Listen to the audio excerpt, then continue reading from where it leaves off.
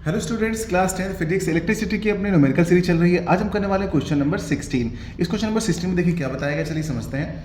N electric lamp of resistance 100 ohm, a toaster of resistance 50 ohm and a water filter of resistance 500 ohm are connected in parallel, यानी कि तीन resistance हो गए हमारे पास जो कि पैरेलल में कनेक्टेड है टू अ 220 वोल्ट सोर्स, यानी कि इसकी जो बैटरी है, जो सोर्स है वो 220 वोल्ट है। What is the resistance of an electric iron connected to the same source that takes as much current as well as all the three appliances and what is the current through it? यानी कि हमको ये बताना है कि ये जो three आपके पास ये अप्लायंसेस लगे हुए हैं, क्योंकि तीनों का रेजिस्टेंस अलग अलग है, इनमें टोटल रेजिस्टेंस कितना है, पहले पार्ट में ये पूछा गया है। और सेकंड में बोला गया है कि इसमें कितनी करंट फ्लो हो रही है। तो देखिए हमारे पास ये जो सर्किट है ना, ये क्वेश्चन में ही गिवन है ऑलरेडी। तो यहाँ पर हमारे पास जब फिगर गिवन है तो हमें ज़्यादा प्रॉब्लम नहीं होने वाली है। अब देखिए यहाँ पर अगर हम देखते हैं तो यहाँ पर क्या है, देखिए ये बैटरी लगी हुई है हमारे पास, यानी कि ये बैटरी है। तो बैटरी से जो करंट निकलती है ना, वो हमेशा पॉजिटिव टर्मिनल से निकलती है और यहाँ से होते हुए इधर से जाते हुए इधर से फिर से वापस नेगेटिव में आ जाती है। यानी कि बार बार ये क्या, इसमें साइक्लिक प्रोसेस होता रहता है। अब देखिए यहाँ से क्या होता है कि करंट जब आ रही थी तो यहाँ से थ्री पार्ट में डिवाइड हो गई, यानी कि इसमें जो करंट है हमारी अलग अलग, अगर इसमें सिंगल पूछा जाएगा कि R1 में कितनी करंट है, R2 में कितनी करंट है और R3 में कितनी करंट है, तो आपको अलग अलग भी बताना पड़ सकता है, क्योंकि लॉन्ग क्वेश्चन आता है तो बताना पड़ता है। लेकिन इस क्वेश्चन में ऐसा नहीं पूछा गया है, इसमें खाली ये पूछा गया है कि आखिर इनमें करंट कितनी फ्लो हो रही है। अब स्टार्ट करते हैं इसका सोल्यूशन। तो पहला पार्ट हमारा है, पहले पार्ट में हमसे पूछा गया है टोटल रेजिस्टेंस, ठीक, और रेजिस्टेंस हमारा किसमें कनेक्ट है, पैरेलल कॉम्बिनेशन में। तो हम लिख लेंगे, तो यहाँ पर देखिए बच्चों हमने लिख लिया है टोटल रेजिस्टेंस आरपी इन पैरेलल सर्किट, यानी कि आरपी यहाँ पर क्या है, आरपी है आपके पास resistance connected in parallel circuit, यानी कि सर्किट आपको क्या कैसा बन रहा है, पैरेलल बन रहा है। देखिए ध्यान से। अच्छा पैरेलल कब होता है, बहुत सारे बच्चों को कंफ्यूजन होता है। देखिए पैरेलल कब होता है, जब आप करंट जा रही होती है ना, जब एक करंट को जाते जाते उसके सामने एक से ज़्यादा रास्ते आ जाए। देखिए यहाँ पर करंट जा रही थी, एक रास्ता ये, एक रास्ता ये, एक रास्ता ये, एक से ज़्यादा उसके पास रास्ते आ जाए, एक से ज़्यादा पाथ आ जाए, तो आप समझ लीजिएगा कि वहाँ पर वो कनेक्शन जो कैसा है, पैरेलल में। बस बड़ा आसान है, ठीक है ना।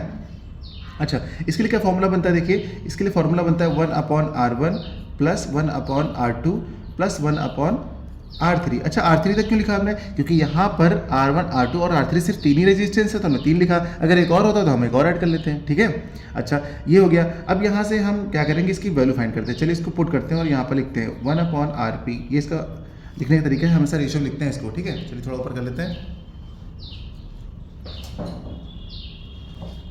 तो यहाँ पे 1/RP इक्वल टू 1/R1 है ना, तो 1/R1 के प्लेस पे क्या लिखेंगे, देखिए R1 की वैल्यू है कितनी, 100, तो हम लिखेंगे 1/100 प्लस R2 की वैल्यू कितनी है, 50 है, तो लिखेंगे 1/50 प्लस 1 है R3, तो R3 की वैल्यू कितनी 500, तो हम यहाँ लिखेंगे 500। अब यहाँ पे क्या करेंगे, इस सब ले लेंगे हम एलसीएम। अच्छा आपको क्या लगता है एलसीएम कितना आ जाएगा, 50, 500 और 100 का एलसीएम जो है वो सबसे बड़ी वैल्यू कौन सी है, 500 है, तो इसका एलसीएम आ जाएगा 500।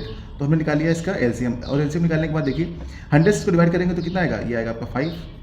अगर 50 से इसको डिवाइड करेंगे तो कितना आ जाएगा, देखिए ये आ जाएगा अपना 10, और अगर 500 से डिवाइड करेंगे तो ये आ जाएगा अपना 1।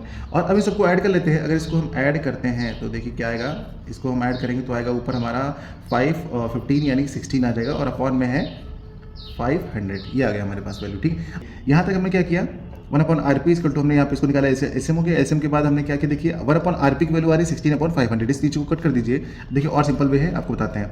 यहाँ पे क्या करेंगे, 1/RP इज इक्वल्स टू 16/500, समझ में आ रहा है। अब यहाँ पे आरपी की वैल्यू आप डायरेक्ट निकालेंगे, तो जब आप यहाँ से आरपी की वैल्यू डायरेक्ट निकालेंगे तो क्या आएगा, देखिए आरपी इज इक्वल्स टू हो जाएगा हमारा, ये 1/RP है ना, तो अभी सिर्फ आरपी निकाल रहे हैं तो ये ऊपर नीचे हो जाएगा, यानी कि 500 ऊपर आ जाएगा और 16 नीचे आ जाएगा, ठीक है ना। अब आप 16 से इसको डिवाइड करेंगे, वहाँ पर थोड़ा कॉम्प्लिकेटेड हो जाता है, इसलिए मैंने इसको छोड़ दिया यहाँ पे। अब ये सिंपल तरीका है। अब यहाँ से जब आप इसको डिवाइड करेंगे ना, तो आप इसको डिवाइड करेंगे तो आपका आएगा 31.25 ओम। ये आपके आरपी की वैल्यू आ गई, यानी total resistance in parallel combination में। तो ये वैल्यू आपके पास आ गई है। यहाँ पर इसको हम और साफ साफ लिख देते हैं कि हमारे पास ये जो आई है वो 31.25 ओम, ये निकली है हमारे टोटल रेजिस्टेंस की वैल्यू, जो कि ये कनेक्टेड है। अच्छा अब हमको निकालना है करंट, तो बी पार्ट में हम फाइंड कर लेते हैं कि करंट हमारे पास कितनी निकलेगी।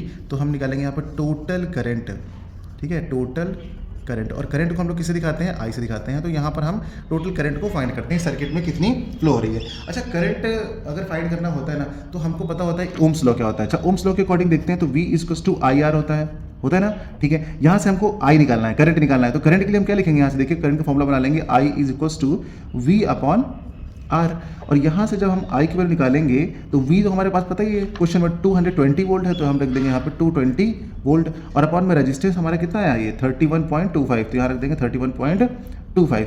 अब बचती है बात यहाँ पर सिर्फ कैलकुलेशन की। तो कैलकुलेशन कैसे करेंगे, देखिए यहाँ पर आप कर सकते हैं इसको 220 और अपॉन में था आपके पास कितना 31, और ये डेसिमल था ना, डेसिमल को हटा दीजिए। आप डेसिमल को जब हटा देंगे तो 25 और ऊपर लिख दीजिए इसका 100, क्योंकि जब आप डेसिमल हटाएंगे तो 2 प्लेस पे डेसिमल था ना, तो ऊपर 20 आ जाएंगे यहाँ पे। कितना समझ में आ गया होगा, ठीक है।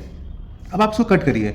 अब जब आप इसको कट करेंगे तो देखिए कितना हो जाएगा, 5 से इसको कट करेंगे तो 5 2 इतना हो गया, और इसको करेंगे तो 5 6 30, और यहाँ पे कैरी होगा तो 5 2 10, और यहाँ 5 5 इतना आ गया। इसको कट करेंगे तो आपको इतना आ जाएगा।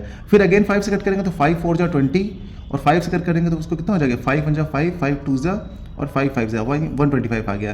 देखिए कितना आसान हो गया। इसको चलिए और साफ साफ लिख लेते हैं। अच्छा, यहाँ पे क्या हो गया, 220 इंटू में 4 और अपॉन में 125। अब फिर से इसको 5 से कर लीजिए, यहाँ कितना हो जाएगा, 5 4 20 और 5 4 20, और नीचे कितना हो जाएगा, 5 2 10 और 5 5 25। अब देखिए काफ़ी इजी कैलकुलेशन हो गया है यहाँ से।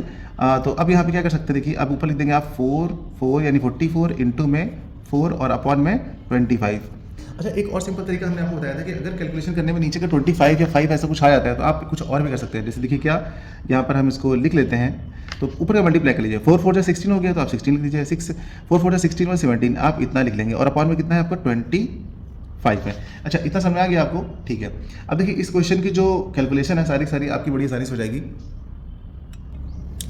तो यहाँ पर देखिए क्या करते हैं, देखिए सिंपल सा तरीका मैं आपको बताने वाला हूँ कि अगर ऐसी वैल्यू आती है और नीचे आपको डिवाइड करने के 25 आता है तो हमें सब पता है क्या करिए, नीचे वाले को आप 100 बना लीजिए।